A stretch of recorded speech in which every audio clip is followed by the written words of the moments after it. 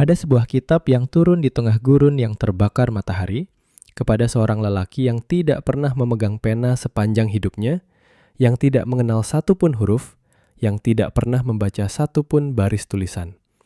Dan kitab itu hari ini sedang menggambarkan apa yang sedang terjadi di layar ponselmu, di berita malam ini, di kota tempatmu tinggal, bahkan di dalam rumahmu sendiri.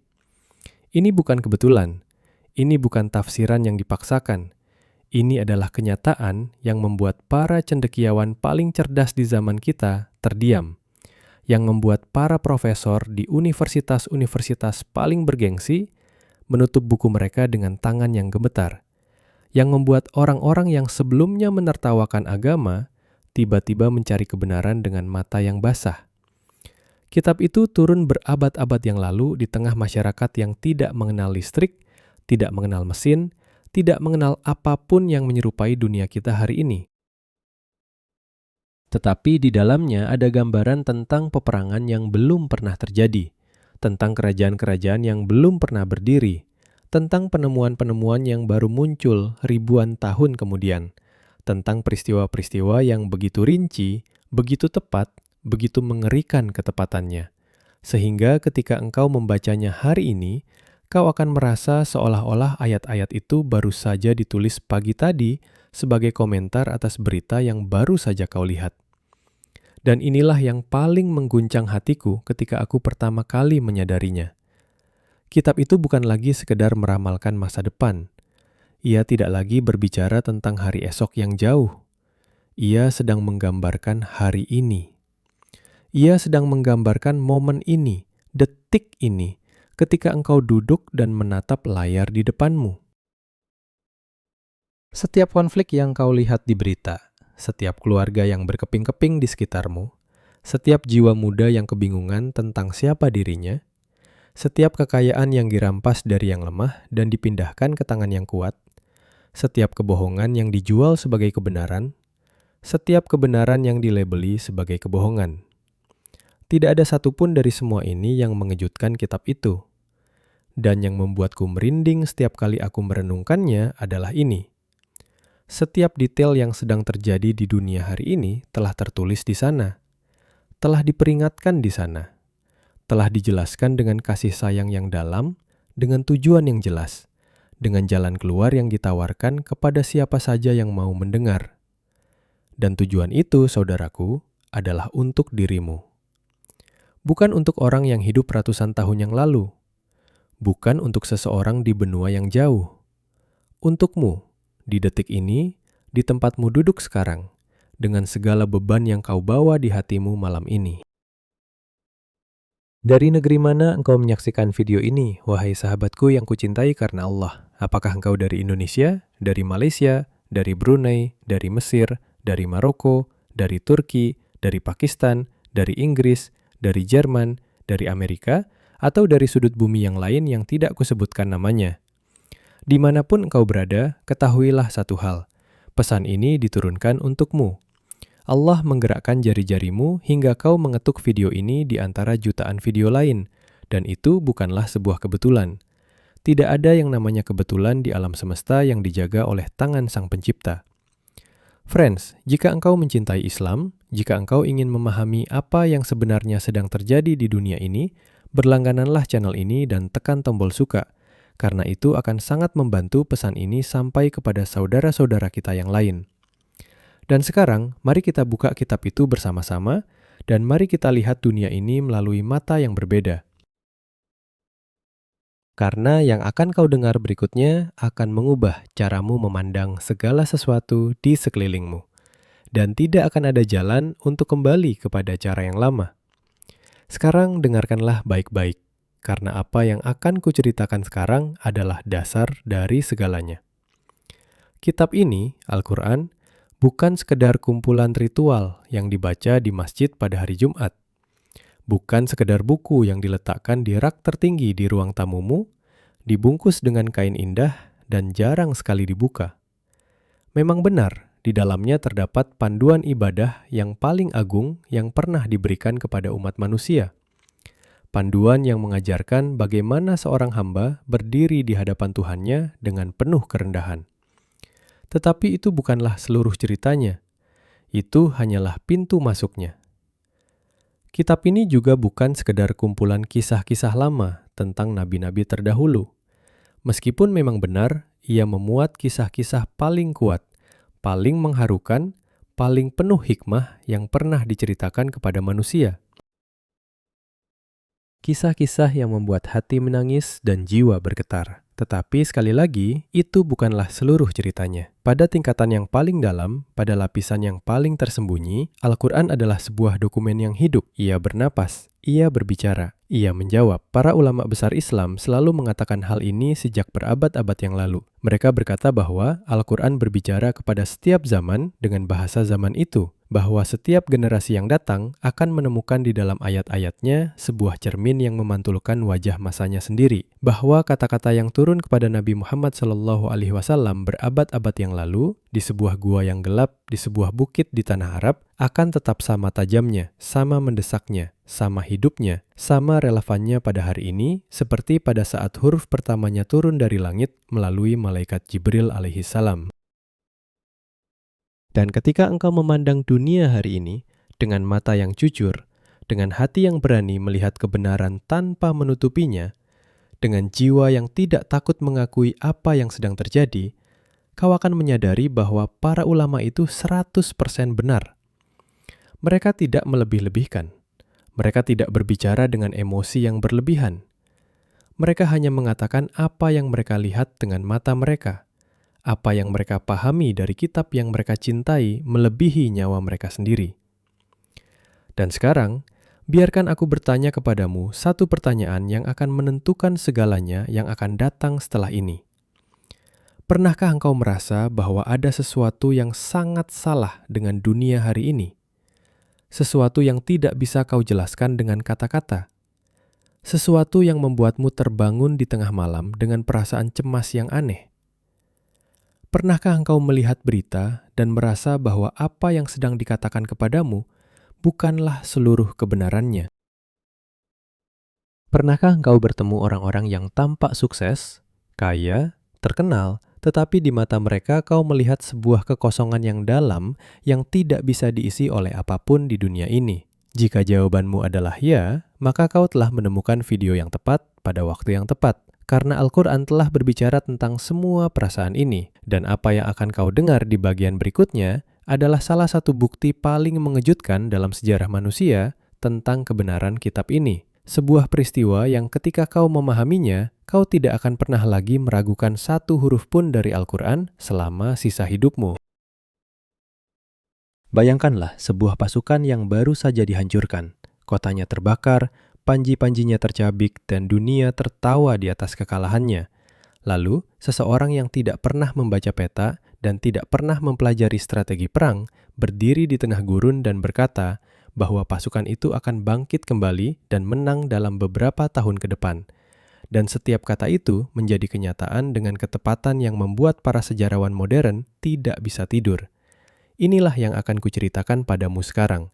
Inilah salah satu peristiwa yang paling menggemparkan dalam seluruh sejarah manusia. Sebuah peristiwa yang seharusnya cukup untuk meyakinkan siapapun yang masih memiliki secercah akal sehat bahwa Al-Quran bukanlah kata-kata seorang manusia. Mari kita kembali ke masa itu dan bayangkanlah bersamaku. Pada saat wahyu sedang turun kepada Nabi Muhammad SAW di kota Mekah, dunia di luar sana sedang terguncang oleh sebuah peristiwa yang mengejutkan semua orang. Kekaisaran Romawi yang saat itu dianggap sebagai salah satu kekuatan terbesar di muka bumi, baru saja mengalami kekalahan yang menghancurkan di tangan Kekaisaran Persia. Pasukan Romawi yang terkenal akan kedisiplinannya, akan keberaniannya, akan jumlahnya yang luar biasa, telah dipukul mundur, kotanya direbut, panji-panjinya diinjak-injak. Bagi setiap pengamat yang waras pada masa itu, Romawi tampak telah berakhir. Tidak ada satupun jenderal, tidak ada satupun penasihat raja, tidak ada satupun pedagang yang berkeliling dunia yang akan berani bertaruh bahwa Romawi akan bangkit lagi. Dan di Mekah, kabar tentang kekalahan ini sampai kepada kaum musyrikin yang menentang dakwah Nabi Muhammad SAW. Mereka melihat kesempatan emas untuk mengejek umat Muslim yang masih sedikit jumlahnya, yang masih lemah, yang masih disiksa di sudut-sudut gelap kota itu. Mereka berkata dengan penuh kebencian, "Lihatlah, ahli kitab telah dikalahkan, dan kalian yang juga ahli kitab akan dikalahkan seperti mereka." Mereka tertawa terbahak-bahak. Mereka menari dalam kemenangan yang mereka kira sudah pasti. Mereka mengira bahwa hari-hari Islam telah dihitung dan tidak akan tersisa banyak. Tetapi kemudian, di tengah ejekan itu, di tengah kepedihan kaum muslimin yang melihat saudara seiman mereka di tanah jauh dihancurkan, turunlah ayat-ayat dari langit yang akan mengguncang sejarah selamanya. Surah Ar-Rum dibuka dengan sebuah pernyataan yang berani, sebuah pernyataan yang tidak masuk akal jika diukur dengan logika manusia manapun pada masa itu. Allah berfirman bahwa Romawi telah dikalahkan, tetapi setelah kekalahan mereka, mereka akan menang kembali dalam beberapa tahun yang dekat. Dan pada hari kemenangan itu, orang-orang beriman akan bersukacita. Sekarang berhentilah sejenak dan renungkanlah betapa beraninya pernyataan ini. Tidak ada manusia yang waras pada masa itu yang akan mempertaruhkan reputasinya untuk meramalkan sesuatu yang seperti ini. Karena jika ramalan itu salah, maka seluruh klaim tentang kenabian akan runtuh dalam sekejap. Para musuh sedang menunggu satu kesalahan saja, satu celah saja untuk menghancurkan dakwah ini sampai ke akar-akarnya. Dan disinilah Allah, Tuhan semesta alam, menurunkan sebuah ayat yang menetapkan tanggal jatuh tempo untuk dirinya sendiri. Sebuah ayat yang berkata kepada seluruh dunia, "Jika aku salah, maka tolaklah aku, tetapi aku tidak akan salah." Bayangkan ketakutan yang pasti dirasakan oleh orang-orang yang lemah imannya pada saat itu. Bayangkan bagaimana mereka harus menahan ejekan dari kaum musyrikin yang berkata kepada mereka, "Jadi kapan Romawimu akan bangkit?" Bayangkan tahun pertama berlalu dan tidak ada apa-apa. Tahun kedua berlalu dan masih tidak ada apa-apa. Tahun ketiga berlalu. Bagaimana perasaanmu jika kau adalah salah satu dari mereka? Apakah kau akan tetap bertahan? Atau apakah kau akan mulai meragukan? Inilah ujian yang paling berat. Ujian yang menguji apakah keyakinanmu kepada janji Allah lebih kuat daripada apa yang dilihat oleh matamu di dunia ini. Dan kemudian, ketika dunia paling tidak mengharapkannya, ketika semua orang sudah hampir melupakan ramalan itu, hal yang mustahil itu terjadi. Romawi bangkit kembali dari abu kekalahannya. Pasukan mereka, yang dipimpin oleh seorang kaisar yang menolak menyerah, mengumpulkan kekuatan terakhirnya dan melancarkan serangan balik yang akan dicatat dalam buku-buku sejarah selamanya. Mereka mengalahkan Persia. Mereka merebut kembali tanah-tanah yang telah hilang. Dan ketika kabar kemenangan itu sampai ke Mekah, kaum muslimin menangis bahagia. Karena pada hari yang sama, hampir secara persis, mereka sendiri sedang merayakan kemenangan mereka di sebuah lembah yang bernama Badar. Sebuah kemenangan yang akan menjadi titik balik dalam sejarah Islam. Apakah engkau merasakan beratnya kebenaran ini? Apakah engkau memahami apa yang baru saja kuceritakan padamu? Bukan satu, melainkan dua peristiwa yang dijanjikan dalam satu ayat. Keduanya tergenapi dengan ketepatan yang tidak mungkin terjadi karena kebetulan. Dan sekarang, biarkan aku memberitahumu mengapa cerita ini bukan hanya sebuah cerita sejarah yang menarik. Mengapa cerita ini sebenarnya adalah tentang dirimu, tentang hidupmu, tentang setiap janji yang sedang kau tunggu dari Tuhanmu di malam-malam sunyimu. Karena jika Al-Quran benar tentang peristiwa itu, maka apa yang kau pikirkan tentang setiap peringatan lain yang ada di dalamnya? Apa yang kau pikirkan tentang setiap janji lain yang tertulis di halaman-halamannya? Apa yang kau pikirkan tentang setiap gambaran yang diberikannya tentang hari-hari terakhir, tentang tanda-tanda yang akan muncul, tentang kekuatan-kekuatan yang akan bangkit, tentang ujian yang akan menimpa umat manusia menjelang akhir? Inilah pelajaran yang terbesar dari kisah Romawi, dan ini adalah pelajaran yang harus kau bawa pulang malam ini. Al-Quran tidak sekedar memantulkan peristiwa-peristiwa zamannya seperti sebuah cermin biasa yang hanya menunjukkan apa yang ada di depannya. Tidak, Al-Quran berdiri di atas waktu itu sendiri. Ia melihat apa yang tidak bisa dilihat oleh mata manusia. Ia mengetahui apa yang tidak bisa diketahui oleh akal manusia. Ia berbicara dari sebuah ketinggian yang tidak bisa dicapai oleh siapapun yang lahir dari rahim seorang ibu. Dan inilah konsekuensinya bagimu, sahabatku. Jika kitab ini benar tentang Romawi, jika kitab ini benar tentang kemenangan Badar, jika kitab ini benar tentang setiap peristiwa kecil yang dijanjikannya, maka setiap peringatan tentang akhir zaman yang ada di dalamnya harus kau perlakukan dengan kesungguhan tertinggi yang ada dalam dirimu.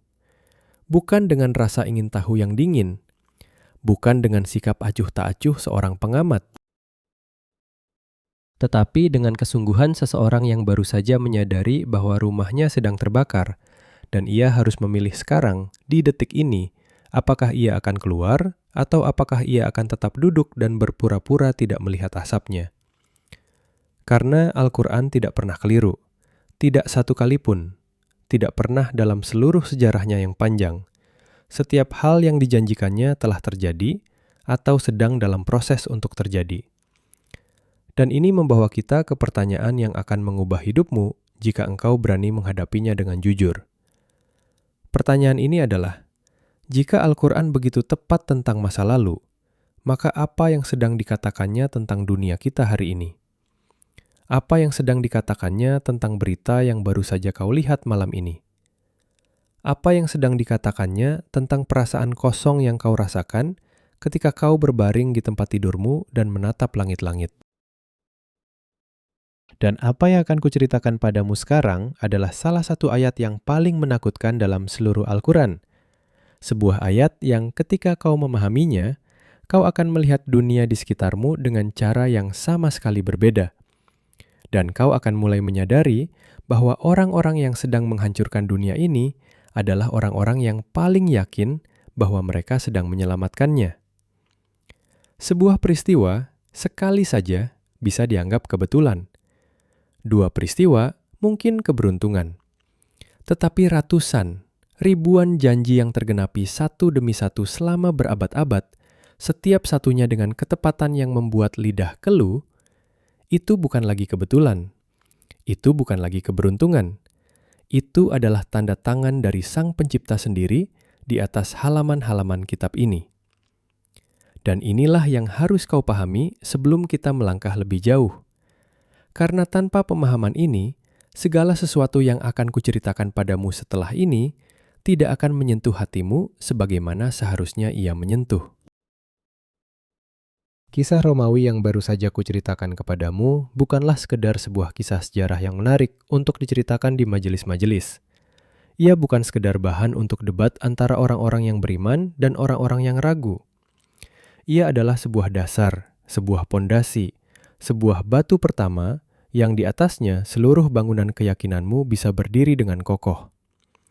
Karena ketika engkau melihat sebuah ramalan yang dibuat di tengah gurun oleh seseorang yang tidak memiliki akses kepada informasi apapun tentang kekaisaran-kekaisaran yang jauh, dan ramalan itu terbukti benar dengan ketepatan yang sempurna, maka kau dihadapkan dengan dua kemungkinan saja, dan tidak ada kemungkinan ketiga. Kemungkinan pertama adalah bahwa lelaki yang menyampaikan ramalan itu memiliki akses kepada sesuatu yang berada di luar pengetahuan manusia biasa. Kemungkinan kedua adalah bahwa segalanya hanyalah kebetulan yang luar biasa. Tetapi ketika kebetulan itu terjadi berkali-kali, ketika ia terjadi bukan hanya tentang Romawi, tetapi juga tentang kemenangan Badar, tentang penaklukan Mekah, tentang munculnya kekuatan-kekuatan tertentu di akhir zaman, tentang fenomena-fenomena alam yang baru bisa kita pahami hari ini dengan mikroskop dan teleskop, maka kemungkinan kedua menjadi sangat mustahil. Ia menjadi lebih mustahil daripada kemungkinan pertama. Dan ketika kau berhadapan dengan dua kemungkinan, dan yang satu jauh lebih masuk akal daripada yang lain, maka akal sehatmu sendiri memaksamu untuk memilih. Inilah yang aku ingin kau renungkan malam ini sebelum kau tidur. Al-Quran tidak meminta kepadamu untuk percaya secara buta. Ia tidak berkata kepadamu, tutuplah matamu, matikanlah otakmu, dan terimalah saja.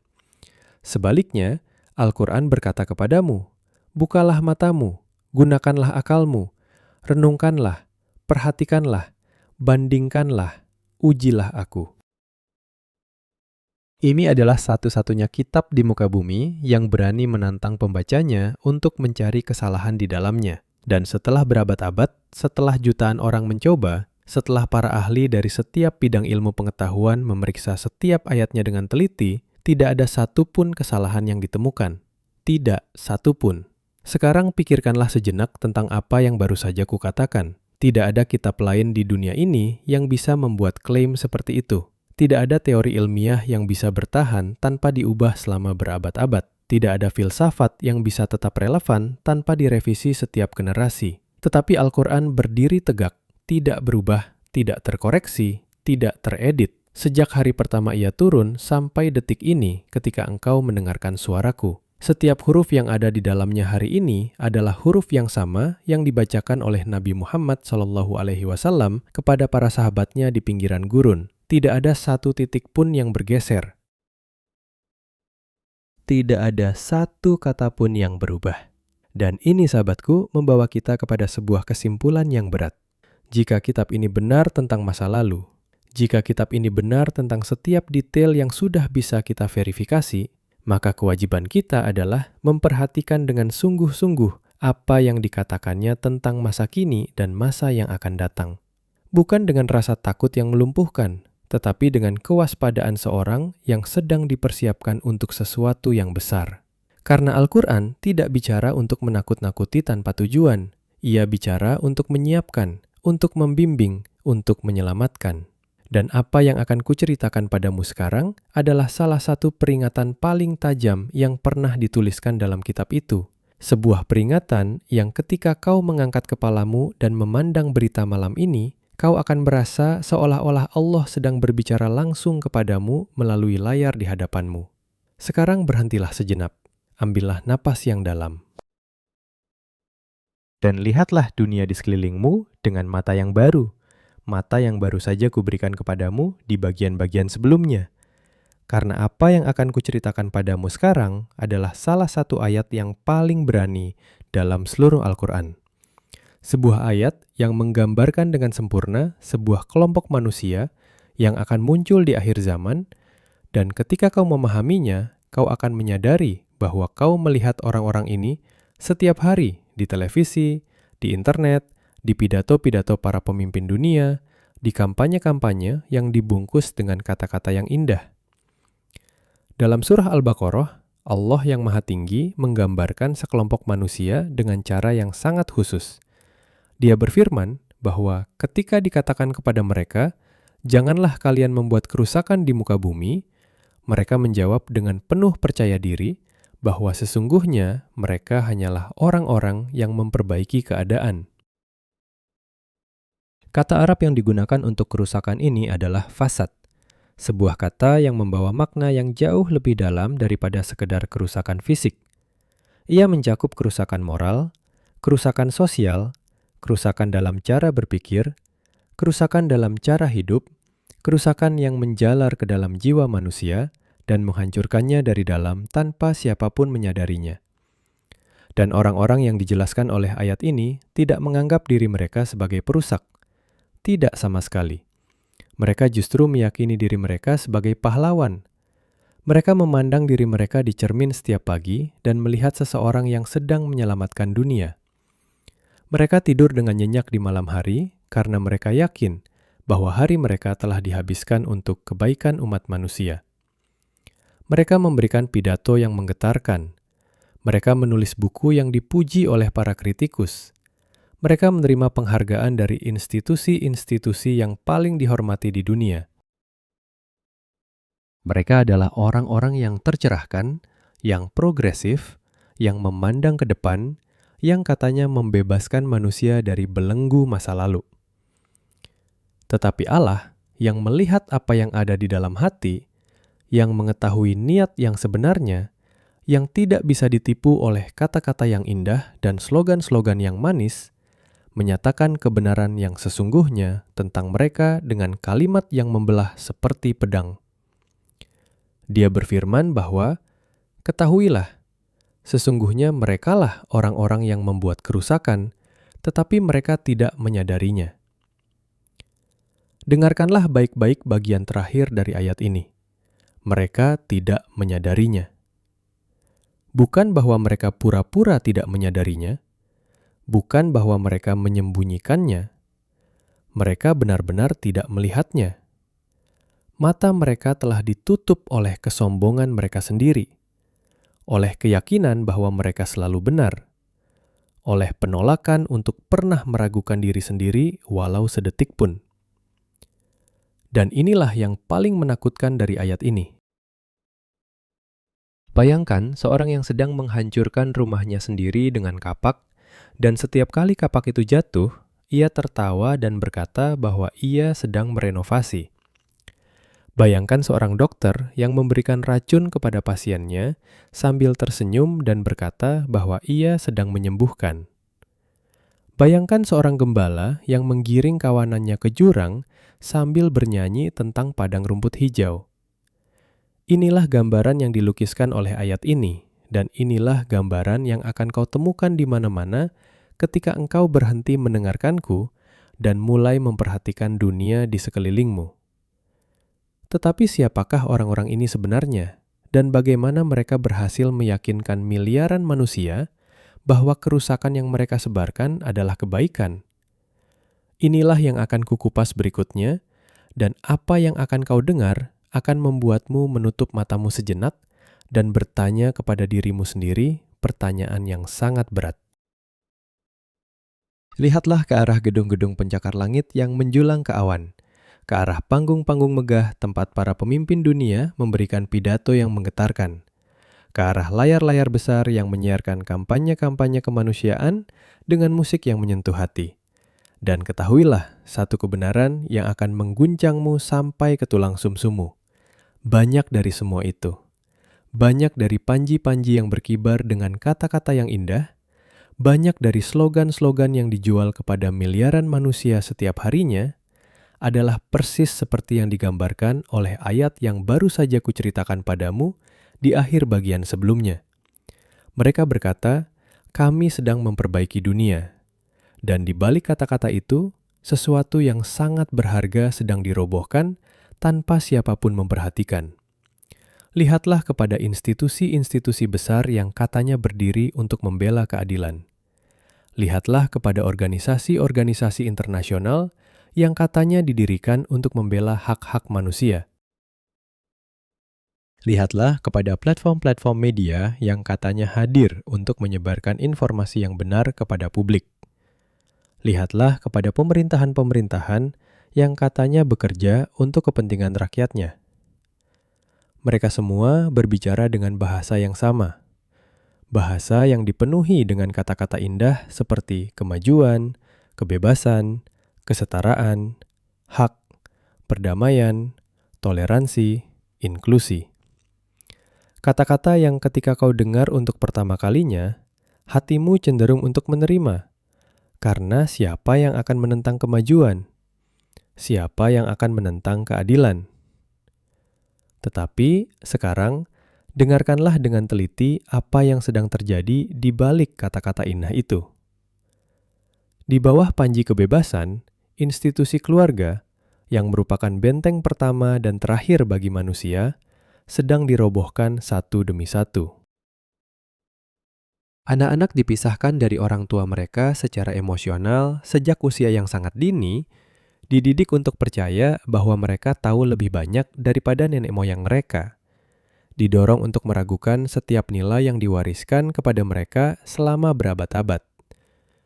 Di bawah panji kemajuan, keimanan kepada Sang Pencipta diejek di sekolah-sekolah, di film-film, di kelas-kelas universitas, sampai generasi baru tumbuh dengan rasa malu untuk mengakui bahwa mereka percaya kepada Tuhan. Di bawah panji hak asasi, Anak-anak yang masih sangat muda didorong untuk bingung tentang siapa diri mereka sebenarnya, tentang dari mana mereka datang, tentang kemana mereka pergi. Pertanyaan-pertanyaan yang seharusnya tidak boleh menyentuh pikiran seorang anak kecil, dilemparkan ke wajah mereka melalui kartun, melalui buku, melalui guru-guru yang katanya peduli kepada mereka.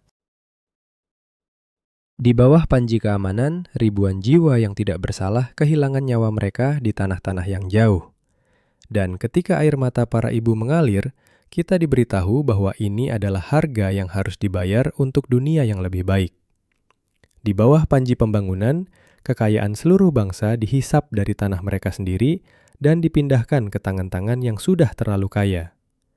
Dan ketika seseorang berani mengangkat suaranya, ketika seseorang berani berkata bahwa ada sesuatu yang sangat keliru dengan semua ini, ia akan dilabeli sebagai musuh kemajuan, sebagai orang yang tertinggal, sebagai orang yang tidak memahami zaman, sebagai orang yang berbahaya bagi masyarakat.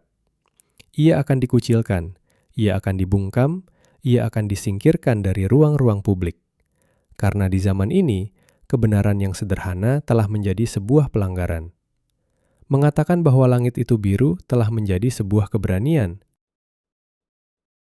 Membela apa yang telah dibela oleh seluruh peradaban manusia selama ribuan tahun telah menjadi sebuah dosa yang tidak terampuni di mata mereka yang mengontrol pembicaraan publik. Dan inilah keajaiban Al-Quran yang membuatku tidak bisa diam. Berabad-abad sebelum semua ini terjadi, berabad-abad sebelum ada televisi, sebelum ada internet, sebelum ada satupun gedung pencakar langit di muka bumi, Allah telah berfirman tentang orang-orang ini dengan kata-kata yang persis.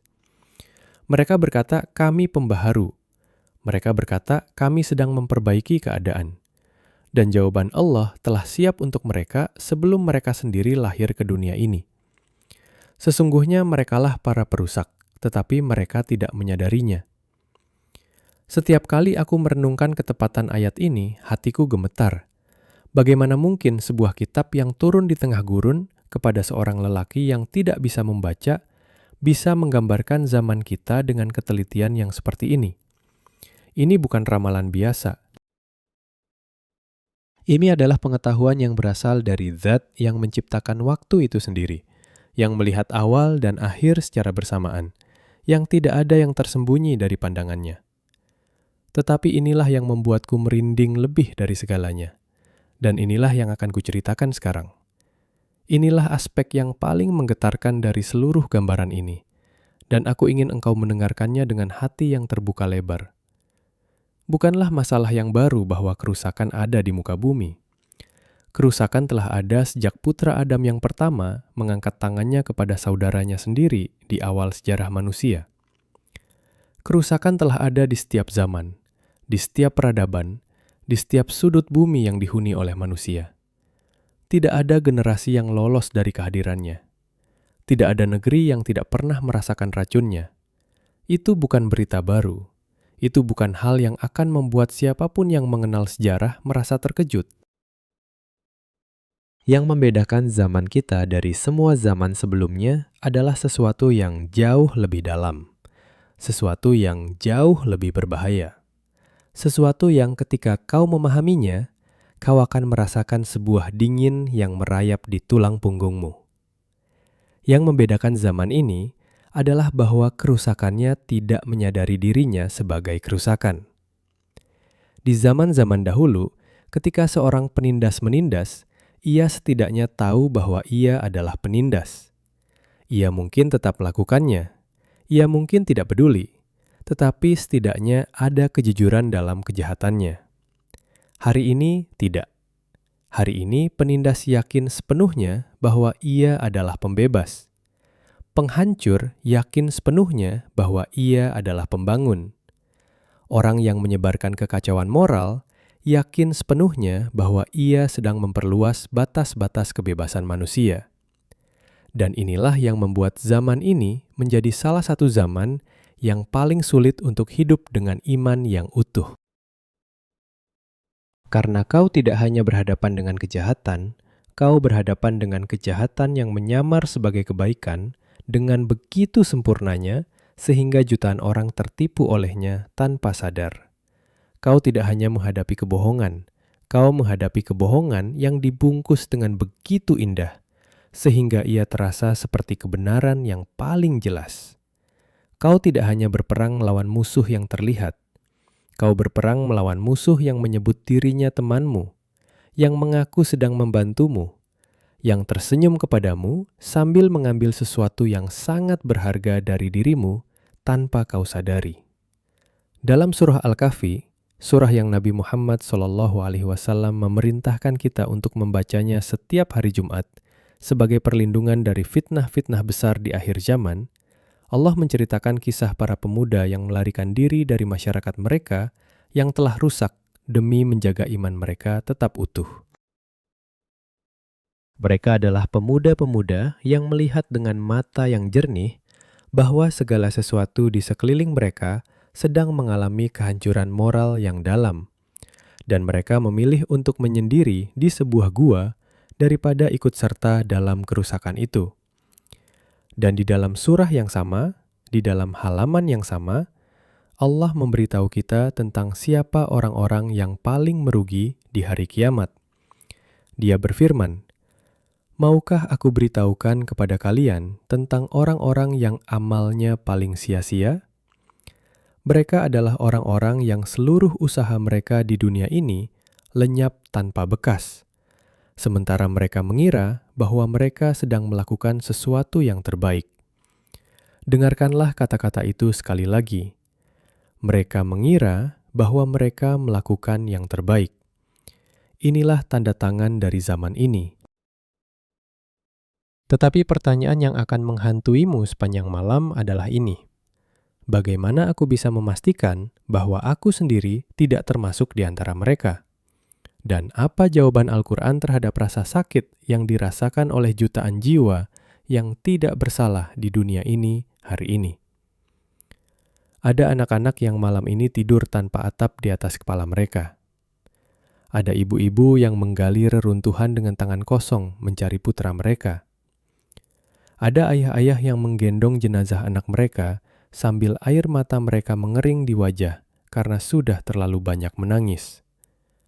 Dan jutaan orang di seluruh dunia menyaksikan semua ini di layar mereka dan bertanya dengan suara yang gemetar, "Di manakah Allah dalam semua ini? Mengapa Dia membiarkannya terjadi? Mengapa Dia tidak menghentikannya? Mengapa Al-Quran yang katanya penuh dengan janji-janji keadilan tampak diam di hadapan rasa sakit yang seperti ini?" Dan aku ingin engkau tahu bahwa pertanyaan ini bukanlah pertanyaan yang harus kau sembunyikan. Bukanlah pertanyaan yang harus kau merasa malu untuk menanyakannya. Bahkan para nabi pun pernah menanyakan pertanyaan-pertanyaan yang mirip kepada Tuhan mereka. Pertanyaan ini diajukan kadang dalam kepedihan yang dalam, kadang dalam kemarahan yang membara, kadang dengan air mata yang mengalir tanpa henti, kadang dengan suara yang nyaris tidak terdengar di tengah malam ketika tidak ada siapapun yang mendengar. Dan Al-Quran menjawab. Tetapi jawabannya bukanlah jawaban yang pendek yang bisa kau tulis di atas lembar kertas dan pergi. Ia adalah jawaban yang menuntutmu untuk duduk bersamanya, untuk merenungkannya, untuk membiarkannya meresap ke dalam hatimu sampai ia mengubah caramu memahami segalanya. Dalam surah Al-Baqarah, Allah yang Maha Tinggi berfirman dengan kalimat yang akan menemanimu sepanjang hidupmu jika engkau menghafalnya malam ini. Dia berfirman bahwa kami pasti akan menguji kalian dengan sedikit ketakutan, dengan kelaparan, dengan kekurangan harta, dengan kekurangan jiwa, dan dengan kekurangan buah-buahan. Dan berikanlah kabar gembira kepada orang-orang yang sabar. Mereka adalah orang-orang yang ketika musibah menimpa mereka, mereka berkata, "Sesungguhnya kami adalah milik Allah, dan kepadanya lah kami akan kembali." Mereka itulah yang mendapat keberkahan dan rahmat dari Tuhan mereka, dan mereka itulah orang-orang yang mendapat petunjuk yang benar. Dengarkanlah ayat ini sekali lagi dengan hatimu yang terbuka lebar. Allah tidak berkata, "Mungkin aku akan menguji kalian." Dia tidak berkata, "Jika keadaan menuntutnya, aku akan menguji kalian." Dia berkata, "Kami pasti akan menguji kalian." Ujian itu adalah bagian dari rancangan, bukan sebuah kecelakaan dalam rancangan. Ini adalah salah satu kebenaran yang paling sulit untuk diterima oleh hati manusia yang lemah. Tetapi ia adalah salah satu kebenaran yang paling membebaskan ketika engkau benar-benar memahaminya. Karena ketika kau memahami bahwa ujian itu adalah bagian dari rancangan, maka kau berhenti bertanya mengapa ini terjadi padaku, dan kau mulai bertanya bagaimana aku bisa lulus dari ujian ini. Ayat ini diturunkan pada masa ketika komunitas Muslim yang masih sangat muda menghadapi penyiksaan, kelaparan, kehilangan, dan kematian. Para sahabat Nabi yang mulia kehilangan anak-anak mereka, kehilangan istri mereka, kehilangan rumah mereka, kehilangan segalanya yang mereka miliki di dunia ini hanya karena mereka memilih untuk berkata satu kalimat yang sederhana, "Tidak ada Tuhan selain Allah." Dan ayat ini berbicara langsung kepada mereka. Dan ia berbicara langsung kepada setiap orang yang hari ini menyaksikan berita dengan hati yang patah. Penderitaan itu nyata. Al-Quran tidak menyangkalnya. Al-Quran tidak meremehkannya. Tetapi Al-Quran berkata bahwa ini adalah ujian. Dan bukan sembarang ujian, melainkan ujian yang menentukan siapa orang-orang beriman yang sejati di antara mereka yang hanya mengaku beriman dengan lidah mereka. Tetapi di sini ada sesuatu yang harus kupastikan kau pahami sebelum kita melangkah lebih jauh. Allah tidak menguji hambanya karena dia kejam. Allah tidak menguji hambanya karena dia tidak tahu apa yang ada di dalam hati mereka. Dia tahu segalanya, bahkan sebelum kau dilahirkan. Ujian itu bukan untuk kepentingannya. Ujian itu untuk kepentinganmu. Untuk menampakkan kepada dirimu sendiri siapa kau sebenarnya. Karena seseorang bisa hidup selama puluhan tahun tanpa pernah tahu seberapa kuat imannya, sampai imannya itu diuji. Dan ujian itu menyembunyikan sebuah rahasia, yang ketika kau memahaminya, kau akan melihat penderitaan dengan cara yang sama sekali berbeda untuk selamanya. Sekarang dengarkanlah aku dengan seluruh perhatianmu. Karena apa yang akan kuceritakan padamu sekarang adalah salah satu pelajaran yang paling membebaskan dalam seluruh Al-Quran. Allah memberikan kepada kita di dalam kitabnya sebuah perumpamaan yang ketika kau memahaminya, kau akan menyadari mengapa begitu banyak orang di zaman ini hidup dalam kesedihan yang dalam, meskipun mereka memiliki segalanya yang katanya bisa membuat manusia bahagia. Mereka memiliki rumah yang indah, mereka memiliki mobil yang mahal, mereka memiliki rekening bank yang penuh. Mereka memiliki pekerjaan yang dipuji oleh semua orang. Dan tetap saja, di malam hari ketika lampu dipadamkan dan kebisingan dunia berhenti, mereka berbaring di tempat tidur mereka dan merasakan sebuah kekosongan yang dalam yang tidak bisa diisi oleh apapun. Allah berfirman bahwa kehidupan dunia ini mirip dengan air hujan yang turun dari langit. Air itu menyirami tanah dan membuat tanaman tumbuh subur, hijau, indah, menyenangkan setiap mata yang memandangnya. Para petani memandang tanaman itu dengan rasa bangga. Mereka mengatakan kepada diri mereka sendiri bahwa hasil panen mereka akan luar biasa tahun ini. Tetapi kemudian, perlahan-lahan, tanpa peringatan apapun, tanaman itu mulai mengering. Kau melihatnya berubah warna, dari hijau yang segar menjadi kuning yang pucat, dan kemudian ia hancur menjadi serpihan-serpihan yang beterbangan ditiup angin, sampai tidak ada yang tersisa dari kemegahannya, kecuali debu yang melayang di udara.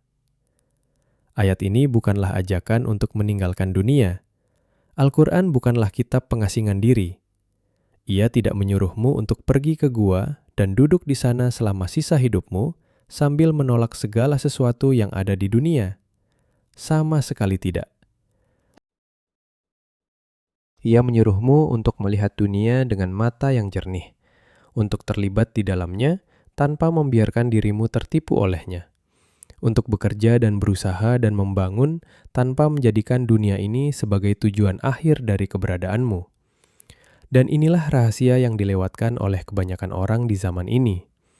Orang-orang yang paling menderita di dunia hari ini adalah mereka yang telah meletakkan seluruh harapan mereka, seluruh identitas mereka, seluruh makna keberadaan mereka, ke dalam sesuatu yang Al-Quran katakan akan mengering dan beterbangan seperti debu. Pikirkanlah bersamaku sejenak. Ketika identitasmu adalah karirmu, dan suatu hari karir itu berakhir karena alasan yang sama sekali di luar kendalimu, kau akan runtuh. Bukan karena kau lemah, tetapi karena kau telah membangun rumahmu di atas pasir. Ketika identitasmu adalah hartamu, dan suatu hari harta itu lenyap dalam sekejap mata karena krisis ekonomi atau penipuan atau bencana, kau akan runtuh. Ketika identitasmu adalah reputasimu, dan suatu hari reputasi itu rusak karena satu kesalahan, atau bahkan karena fitnah orang-orang yang membencimu, kau akan runtuh. Ketika identitasmu adalah penampilanmu, dan suatu hari kau memandang ke cermin dan melihat bahwa waktu telah meninggalkan jejaknya di wajahmu, kau akan runtuh. Tetapi ada satu fondasi di alam semesta ini, dan hanya satu, yang tidak akan pernah bisa dirobohkan oleh siapapun, oleh peristiwa apapun, oleh waktu yang berlalu betapapun panjangnya. Ketika identitasmu berakar pada hubunganmu dengan Allah, ketika kepastianmu bersandar pada janji ilahi yang tidak pernah dilanggar bahkan satu kali pun dalam seluruh sejarah manusia, maka kau tidak bisa dihancurkan secara total karena fondasimu sendiri tidak tergoyahkan. Badai bisa datang, dan badai pasti akan datang, tetapi kau akan tetap berdiri ketika badai itu berlalu. Tetapi sekarang muncullah pertanyaan yang lebih besar dari semua yang telah kuajukan padamu sejauh ini. Sebuah pertanyaan yang akan membawa kita ke dimensi yang paling mendesak dari seluruh pesan ini. Sebuah pertanyaan tentang waktu. Bukan waktu di jam dindingmu, melainkan waktu di sebuah jam yang jauh lebih besar yang sedang berdetak di langit di atas kepala kita semua tanpa kita sadari. Ada sebuah jam yang berdetak di atas kepala kita semua sejak hari pertama dunia ini diciptakan. Sebuah jam yang tidak bisa kau lihat dengan matamu, tidak bisa kau dengar dengan telingamu, tidak bisa kau hentikan dengan tangan-tanganmu. Dan setiap detik yang berlalu mendekatkan seluruh umat manusia kepada sebuah momen yang akan mengguncang langit dan bumi sampai ke fondasi mereka. Para nabi telah memperingatkan tentang jam ini. Para sahabat telah menanyakan tentang jam ini dengan suara yang gemetar. Para ulama selama berabad-abad telah menulis ribuan halaman tentang jam ini. Dan tanda-tanda yang mengabarkan kedekatannya, satu demi satu, sedang muncul di hadapan mata kita di zaman ini, dengan ketepatan yang membuat orang yang berpikir tidak bisa lagi tidur dengan nyenyak. Para ulama Islam telah menulis dengan sangat panjang tentang tanda-tanda hari kiamat, yang dalam bahasa Arab disebut alamat as-sa'ah. Mereka membagi tanda-tanda ini menjadi dua kelompok besar. Ada tanda-tanda kecil yang akan muncul jauh sebelum hari itu tiba, dan ada tanda-tanda besar yang ketika ia mulai muncul, semuanya akan datang secara berurutan seperti manik-manik yang putus dari benangnya. Dan ketika tanda-tanda kecil itu dibandingkan dengan jujur, dengan teliti, dengan mata yang tidak ditutupi oleh keinginan untuk menyangkal, dengan keadaan dunia kita hari ini, kesimpulannya menjadi sulit sekali untuk dihindari oleh siapapun yang masih memiliki sedikit kejujuran di dalam hatinya. Kita sedang hidup di masa ketika tanda-tanda kecil itu sebagian besarnya telah terpenuhi. Bangunan-bangunan menjulang tinggi seakan ingin menyentuh awan, persis seperti yang digambarkan oleh Nabi Shallallahu Alaihi Wasallam berabad-abad yang lalu. Para pengembala unta yang dahulu hidup di gurun yang gersang, sekarang berlomba membangun gedung-gedung yang paling tinggi di dunia, persis seperti yang dikabarkan. Waktu terasa berjalan semakin cepat, sehingga setahun terasa seperti sebulan, sebulan terasa seperti seminggu, seminggu terasa seperti sehari. Tanyakanlah kepada orang tuamu. Mereka akan mengatakan bahwa tahun-tahun belakangan ini berlalu dengan kecepatan yang aneh. Kecepatan yang tidak pernah mereka rasakan ketika mereka masih muda. Itu bukan ilusi. Itu adalah salah satu tanda yang telah dijanjikan. Ilmu pengetahuan diangkat dari para ahlinya. Kebodohan menyebar. Kejujuran menjadi langka. Kepercayaan antar manusia runtuh. kekerabatan terputus. Tetangga tidak lagi mengenal tetangganya. Pembunuhan menjadi peristiwa biasa yang muncul di berita setiap hari, sampai orang-orang berhenti merasa terkejut. Para wanita berpakaian tetapi seakan telanjang. Anak-anak kecil mengajari orang dewasa, dan orang dewasa mendengarkan mereka seakan-akan mereka adalah para guru.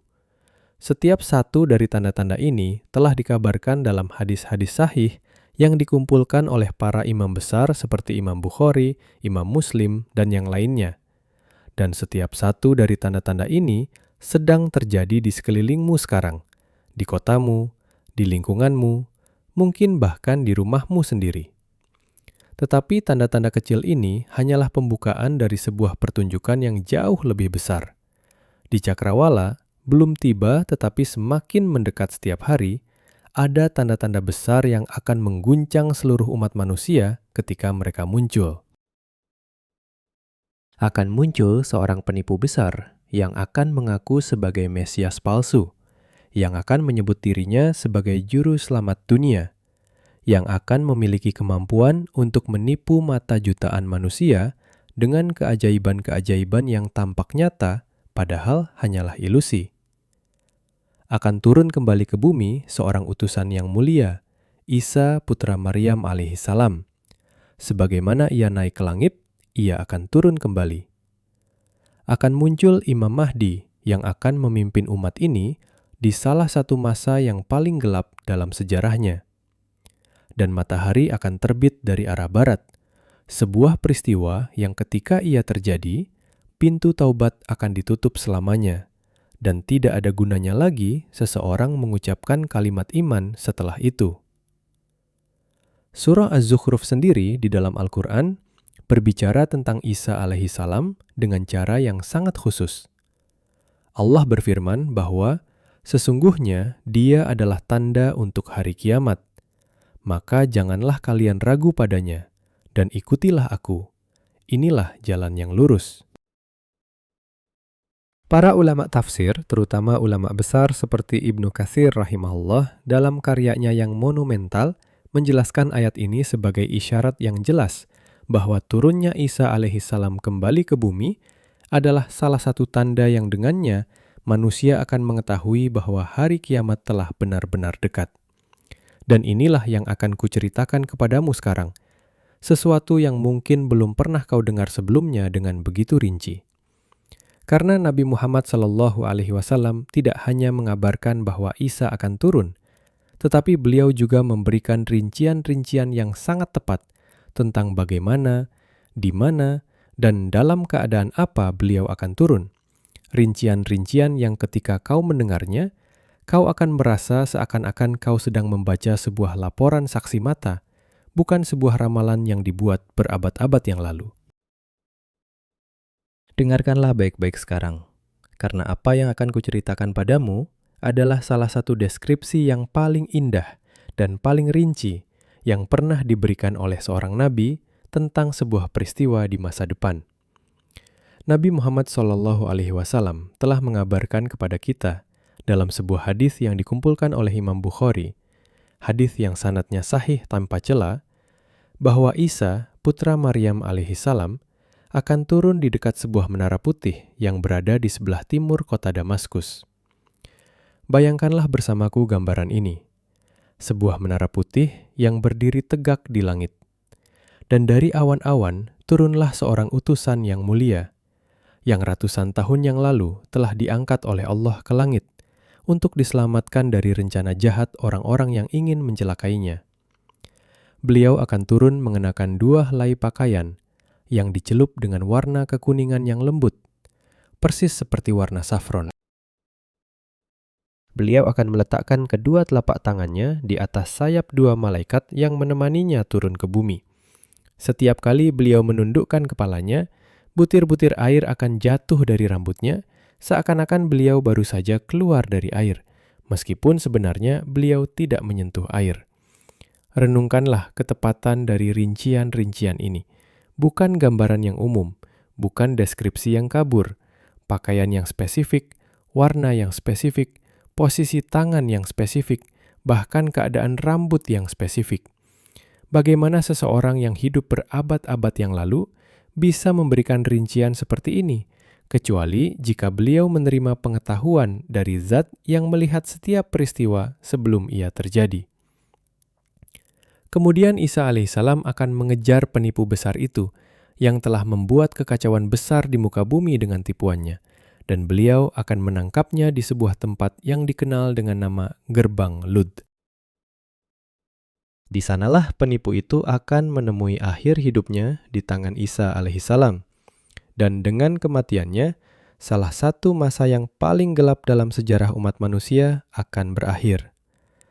Dan setelah peristiwa itu, sebuah era baru akan dimulai. Sebuah era yang akan membuat semua air mata yang pernah ditumpahkan oleh orang-orang tertindas terbayar dengan keadilan yang sempurna. Akan dimulai sebuah masa keberkahan yang luar biasa. Masa di mana keadilan akan memenuhi seluruh penjuru bumi dengan kelimpahan, persis sebagaimana sebelumnya bumi telah dipenuhi oleh kezaliman dan ketidakadilan. Inilah cahaya yang menanti di ujung lorong yang gelap.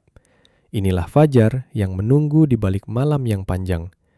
Inilah keheningan yang akan datang setelah badai. Inilah kelahiran yang akan datang setelah kontraksi yang menyakitkan. Tetapi sebelum kau merasa terlalu nyaman dengan janji ini, ada 4 hal kecil, hanya 4, yang akan menentukan apakah engkau akan menjadi bagian dari mereka yang menyaksikan keadilan itu dengan hati yang bersukacita, atau apakah engkau akan menjadi bagian dari mereka yang menatapnya dengan penyesalan yang tidak terlukiskan. Dan 4 hal ini adalah salah satu rahasia terbesar yang pernah dibocorkan oleh Al-Quran kepada umat manusia. 4 hal saja, hanya 4. Dan dengan 4 hal ini, seluruh nasibmu di dunia dan di akhirat akan ditentukan. Dan jika engkau melewatkan satu saja dari 4 hal ini, seluruh hidupmu yang panjang, seluruh usahamu yang melelahkan, seluruh keringat yang telah kau cucurkan selama puluhan tahun, semuanya bisa berubah menjadi sia-sia dalam pandangan Allah yang Maha Tinggi. Inilah yang akan kuceritakan padamu sekarang, dan aku ingin engkau mendengarkannya seakan-akan ini adalah pesan terakhir yang akan kau dengar dalam hidupmu. Karena ada sebuah surah dalam Al-Quran, salah satu surah yang paling pendek, surah yang terdiri dari hanya beberapa ayat saja, yang oleh salah satu ulama terbesar dalam sejarah Islam, dianggap cukup untuk membimbing seluruh umat manusia jika saja mereka mau merenungkannya dengan serius. Aku berbicara tentang surah Al-Asr. Imam Asy-Syafi'i rahimahullah, salah satu ulama besar yang ilmunya menerangi umat ini selama berabad-abad, pernah berkata kalimat yang sangat terkenal. Beliau berkata bahwa seandainya Allah tidak menurunkan hujjah kepada hamba-hambanya selain surah ini saja, niscaya surah ini sudah cukup untuk mereka. Bayangkanlah betapa beratnya pernyataan ini. Seorang ulama yang menghafal seluruh Al-Quran, yang menguasai setiap ilmu agama yang ada di zamannya, mengatakan bahwa surah pendek ini saja sudah cukup untuk membimbing seluruh umat manusia. Mengapa beliau berkata demikian? Apa yang terkandung di dalam surah ini yang membuatnya begitu istimewa di mata seorang yang seperti beliau? Allah memulai surah ini dengan sebuah sumpah. Demi masa, demi waktu. Allah bersumpah dengan waktu itu sendiri untuk menarik perhatian kita kepada apa yang akan datang setelahnya. Dan apa yang datang setelahnya adalah sebuah pernyataan yang menggetarkan. Sesungguhnya manusia berada dalam kerugian. Dengarkanlah kata-kata ini dengan baik. Bukan sebagian manusia, bukan sebagian besar manusia. Manusia secara keseluruhan, tanpa pengecualian, berada dalam kerugian. Ini adalah keadaan dasar dari setiap orang yang dilahirkan ke dunia ini. Kerugian adalah titik awalmu. Kerugian adalah tempat di mana kau berdiri sebelum kau melakukan apapun. Tetapi kemudian Allah memberikan pengecualian, dan inilah pengecualian yang akan menyelamatkanmu jika engkau menjalankannya, dan akan menyesatkanmu jika engkau melewatkannya. Dia berfirman, kecuali orang-orang yang beriman dan beramal soleh, dan saling menasihati dalam kebenaran, dan saling menasihati dalam kesabaran. 4 hal ini saja yang menyelamatkan seseorang dari kerugian yang merupakan keadaan dasar dari kehidupan ini. Iman, amal soleh, saling menasihati dalam kebenaran, dan saling menasihati dalam kesabaran. Bukan kebangsaan, bukan kekayaan, bukan kecerdasan, bukan kecantikan, bukan kekuatan fisik, bukan status sosial, bukan jabatan, bukan jumlah pengikut di media sosialmu. Tidak satu pun dari semua itu yang masuk ke dalam daftar. 4 hal yang sederhana, tetapi yang keempat ini, saling menasihati dalam kesabaran, sangat-sangat relevan dengan zaman kita. Karena kita hidup di sebuah zaman ketika segala sesuatu di sekeliling kita dirancang untuk membuat kita kehilangan kesabaran. Dirancang untuk membuat kita reaktif, impulsif, mudah marah, mudah terpancing emosinya. Aplikasi-aplikasi di ponselmu dirancang oleh para ahli psikologi untuk membuatmu tidak bisa menunggu apapun. Berita-berita yang kau lihat dirancang untuk membuatmu marah sebelum kau sempat berpikir. Dunia hiburan dirancang untuk memberimu kepuasan yang instan agar kau tidak pernah belajar nikmatnya menunggu sesuatu yang baik dengan penuh kesabaran. Dan di tengah semua ini, Al-Quran sedang memanggilmu di detik ini juga untuk menjadi berbeda. Untuk menjadi seseorang yang berlawanan arah dengan arus, untuk menjadi, dalam arti yang paling murni dan paling berani, seorang pengikut kitab. Seorang yang menerima firman Allah bukan sebagai hiasan dinding, bukan sebagai identitas budaya yang kau banggakan di hadapan orang lain, bukan sebagai warisan dari nenek moyang yang kau simpan di lemari, melainkan sebagai panduan hidup yang nyata untuk setiap keputusan, untuk setiap hubungan, untuk setiap jam dari setiap hari yang masih tersisa untukmu di muka bumi ini. Tetapi ada satu amalan harian, satu saja, yang jika engkau menegakkannya dengan benar, akan menjadi penentu dari segalanya yang lain. Sebuah amalan yang Nabi Muhammad SAW menyebutnya sebagai tiang dari seluruh agama ini. Tegakkanlah sholat. Itulah amalan yang menjadi penentu segalanya. Sholat 5 waktu, ibadah yang disebutkan di dalam Al-Quran lebih banyak daripada hampir setiap amalan lainnya. Mengapa Allah menyebutkannya berulang kali? Karena sholat adalah hubungan langsung antara seorang hamba dan Tuhannya. Ia adalah 5 momen dalam sehari, ketika engkau melangkah keluar dari kebisingan dunia, dari tipuan-tipuannya, dari godaan-godaannya, dari janji-janjinya yang kosong. Dan engkau menghadap ke arah kiblat, dan engkau mengucapkan dengan seluruh jiwamu, Allahu Akbar. Allah lebih besar. Lebih besar dari kecemasanku yang menghantuiku setiap malam. Lebih besar dari masalah-masalah yang tampaknya tidak ada solusinya. Lebih besar dari kekuatan-kekuatan yang tampaknya tidak terkalahkan. Lebih besar dari sistem-sistem yang tampaknya tidak bisa diubah. Lebih besar dari kegelapan yang kadang-kadang mengancam untuk menelan seluruh cahaya di dalam hatiku. Allahu Akbar. Dan ketika engkau mengucapkan kalimat itu dengan benar, dengan keyakinan, dengan kesadaran penuh akan maknanya, segala sesuatu di dalam hidupmu kembali kepada proporsinya yang sebenarnya. Yang besar menjadi kecil, yang menakutkan menjadi tidak berarti, yang mengancam kehilangan kekuatannya. Karena di hadapan kebesaran Allah, tidak ada satupun yang tersisa dari kebesaran palsu yang dijual oleh dunia kepadamu. Dan Nabi Muhammad SAW telah meninggalkan kepada kita sebuah pesan dalam sebuah hadis yang sahih. Beliau berkata, "Aku telah meninggalkan di tengah-tengah kalian 2 hal. Selama kalian berpegang teguh kepada keduanya, kalian tidak akan tersesat selamanya, yaitu kitab Allah dan sunnah Rasul-Nya." Pesan ini bukan untuk abad ke-7 saja. Ia adalah untuk setiap abad dan terutama untuk abad ini, abad kita, ketika kebingungan lebih besar daripada sebelumnya dan godaan-godaan lebih banyak dan lebih kuat daripada yang pernah dihadapi oleh generasi manapun yang datang sebelum kita. Al-Quran sedang berbicara tentang dunia ini di detik ini juga. Ia telah berbicara tentangnya selama berabad-abad. Setiap zaman telah menemukan dirinya di dalam halaman-halamannya. Dan zaman kita bukanlah pengecualian. Bahkan, zaman kita adalah salah satu yang paling jelas dijelaskan. Karena begitu banyak dari tanda-tanda yang Al-Quran dan hadis sahih telah berbicara tentangnya, sedang tergenapi di hadapan mata kita secara langsung. Pertanyaannya bukanlah apakah Al-Quran masih relevan. Pertanyaannya adalah, apakah kita masih mau memperhatikan? Apakah kita masih mau melihat dunia melalui mata kitab yang diberkahi ini? Apakah kita masih mau melakukan apa yang Ia minta dari kita? Bukan hanya mendengarnya, tetapi menghidupinya. Bukan hanya membacanya, tetapi mewujudkannya dalam setiap napas. Bukan hanya mempercayainya, tetapi membiarkannya mengubah kita dari dalam. Inilah moral dari seluruh perjalanan yang telah kita lalui bersama malam ini.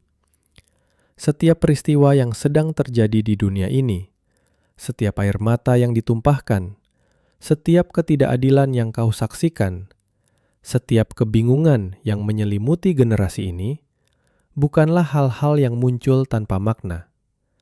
Mereka semua adalah halaman-halaman dari sebuah kitab yang lebih besar. Kitab yang ditulis oleh tangan Sang Pencipta. Dan kitab itu memiliki sebuah akhir yang telah ditentukan. Dan akhir itu adalah kemenangan kebenaran, kembalinya keadilan, dan terbongkarnya setiap kebohongan. Pertanyaannya hanyalah, di sisi mana engkau akan berdiri ketika tirai itu jatuh? Sekarang aku ingin bertanya kepadamu sebuah pertanyaan yang aku harap engkau jawab dengan jujur di kolom komentar di bawah video ini.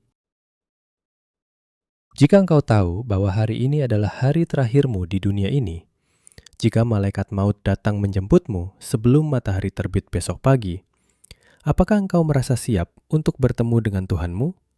Ataukah ada satu hal yang akan kau sesali sampai tidak bisa berkata-kata? Dan apa hal itu? Tuliskanlah dengan jujur di kolom komentar. Karena pengakuanmu malam ini bisa menjadi langkah pertama menuju perubahan yang akan menyelamatkanmu. Ya Allah, jadikanlah kami di antara mereka yang benar-benar mendengar. Jadikanlah Al-Quran sebagai cahaya hati kami dan petunjuk langkah kami. Perlihatkanlah kepada kami kebenaran sebagai kebenaran dan berilah kami kekuatan untuk mengikutinya. Perlihatkanlah kepada kami kebatilan sebagai kebatilan, dan berilah kami hikmah untuk menghindarinya. Lindungilah kami di zaman kebingungan ini, dan berilah kami kejelasan. Satukanlah umat ini di atas kebenaran dan keadilan, dan pertemukanlah kami dengan Nabi Muhammad SAW di telaga pada hari kiamat, sebagai orang-orang yang berpegang teguh kepada kitabnya. Amin, amin, amin.